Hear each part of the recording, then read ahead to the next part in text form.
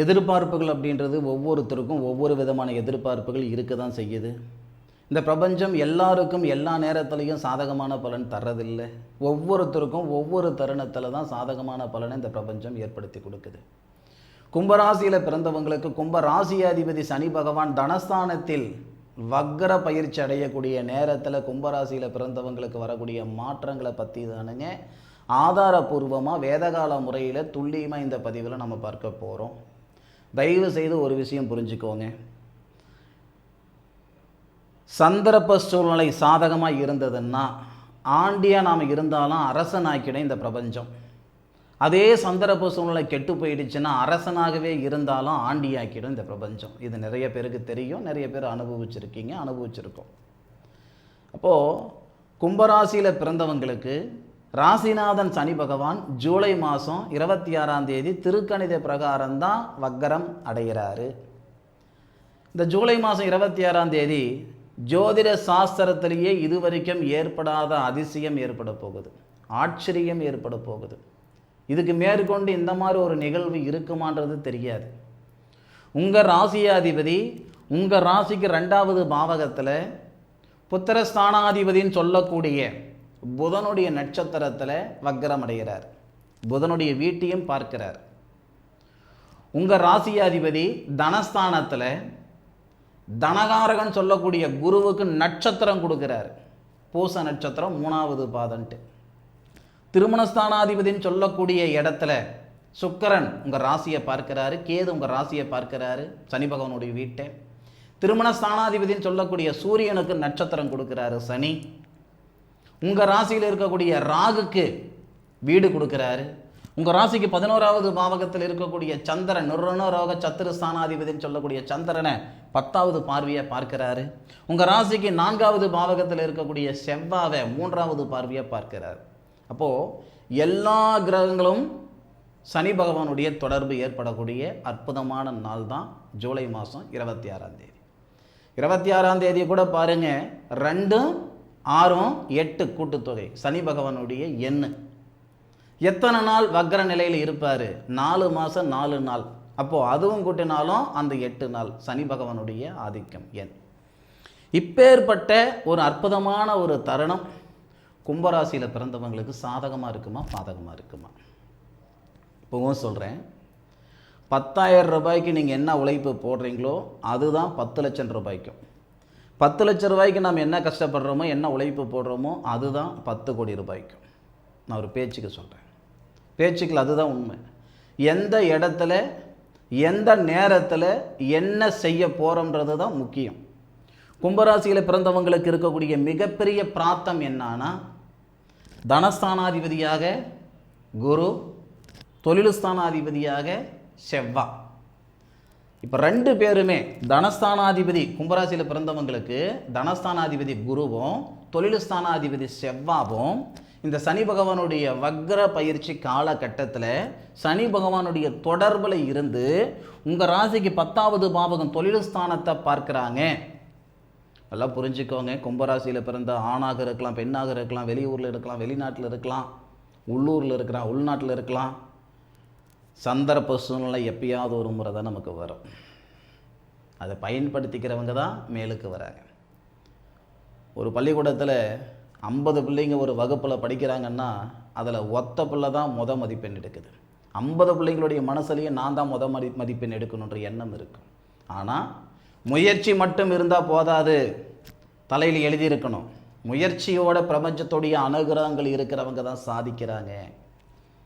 இந்த நேரம் சாதிக்கிறதுக்கு உண்டான நேரம் ஐயா. தாரவாத்துறாதீங்க இந்த நேரத்தை.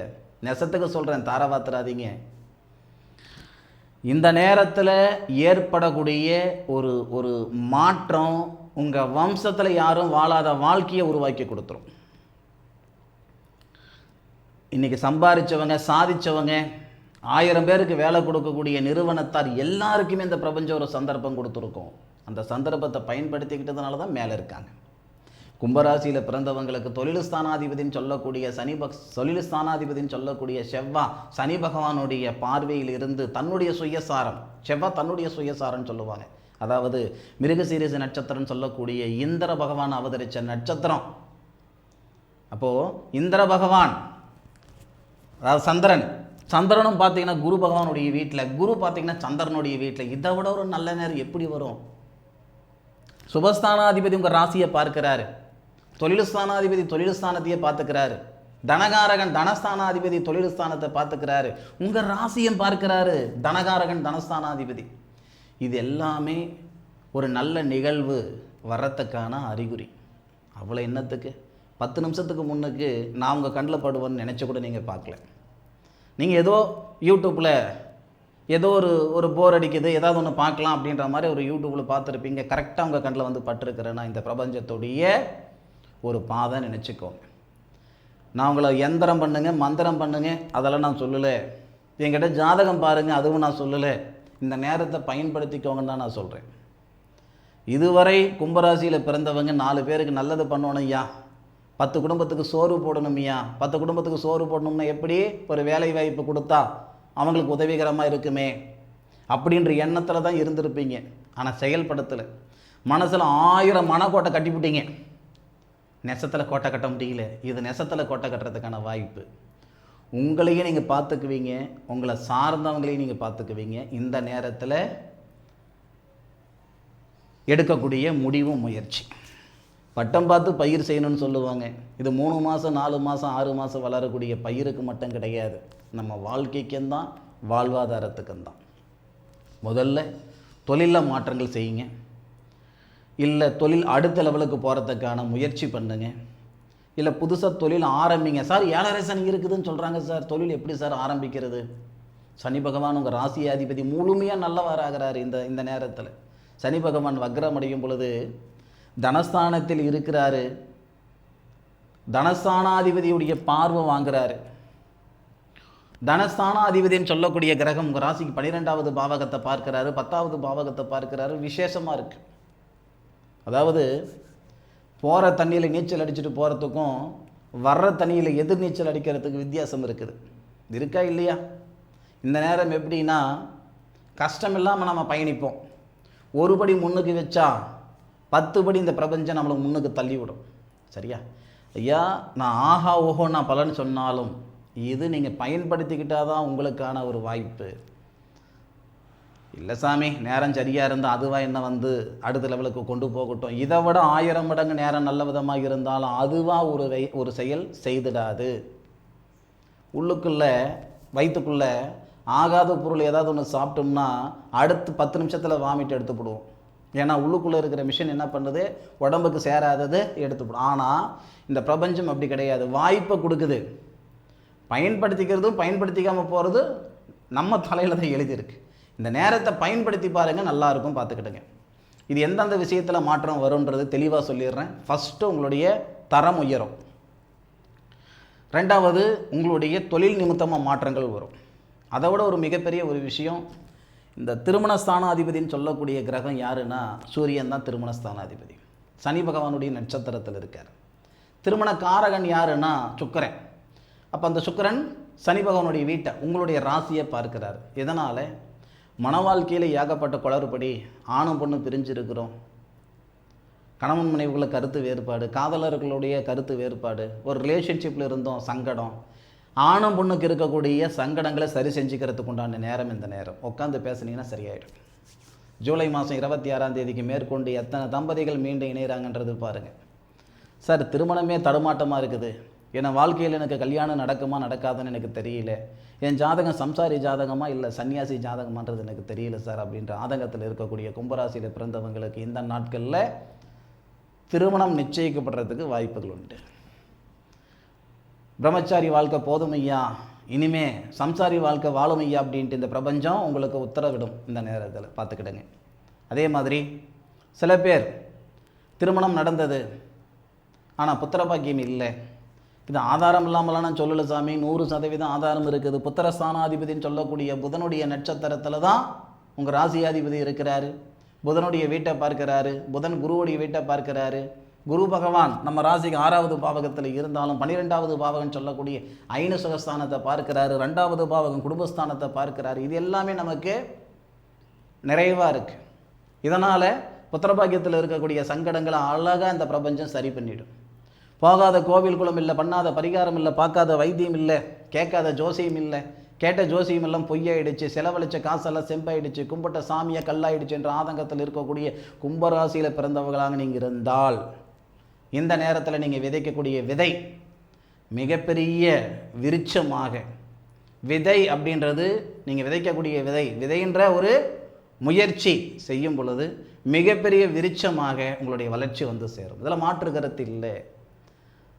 உங்களை சந்தோஷப்படுத்துறதுக்கு சொல்கிற வார்த்தைகள் இல்லை, சரியா? அப்படி அந்த வார்த்தைகளாக இருந்தால் இந்த அளவுக்கு கோர்வையாக வராது. கடவுளுடைய அனுகிரகத்தோட இந்த வார்த்தைகள் உங்களுக்கு சொல்கிறேனுங்க, 100% இது சாத்தியமாகும். அதில் மாற்று கருத்து இல்லை.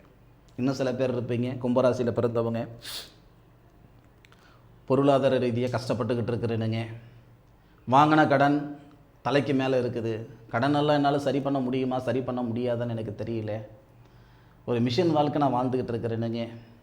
இன்னும் ஓப்பனாக சொல்லுவீங்க, நான் உயிரோடு இருக்கேன் ஆனால் இல்லாத மாதிரி இருக்கிறேனுங்க. புரியுதுங்களா நான் சொல்ல வர வார்த்தை?